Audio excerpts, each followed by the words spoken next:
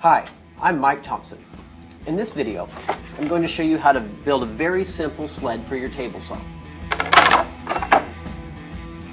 You can build all sorts of sleds for all different things, but we're going to focus on this simple one here. I started by ripping a piece that's 3/4 inches wide to just fit in the T-slot track. You want it to fit tight, but not so tight that you can't move it. If it doesn't fit tight, it'll rotate slightly and then you won't get a nice square cut. You can see there that it slides very well. You also want to make sure that it doesn't protrude above the tabletop. So I use 1/4 inch pieces normally, and you can see here where it's going to mate with the top piece.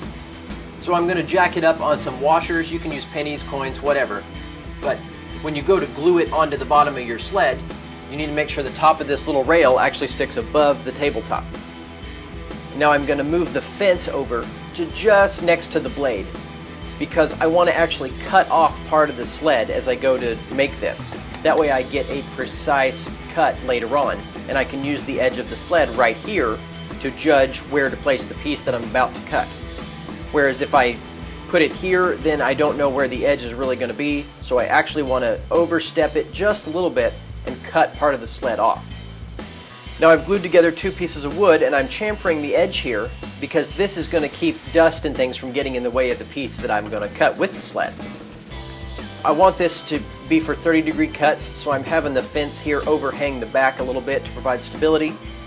I need to go back to 90 here so that I can square this up to the blade. And you need to be really precise with this part. So I'm going to back it off here, and then I'm going to clamp it down on one side. Now I'm going to flip it over here and put one screw in one side first, and then recheck it before I put the second screw in. And obviously the screw head needs to be countersunk below the bottom of the sled so it doesn't rub on the table saw table.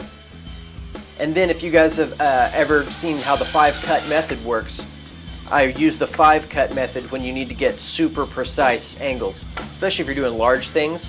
But this is good enough for these small pieces I'm going to cut. And so I'm happy with that right there. And that's going to work great. And this is basically going to be for 30-degree cuts only, as you see here. And I'm taking care not to cut through the back. But that's it. Well, you can see that really wasn't all that difficult. You can definitely do it yourself. Just don't be afraid to try. Go ahead and subscribe if you haven't already. I'm Mike Thompson, and thanks for watching. I really appreciate it.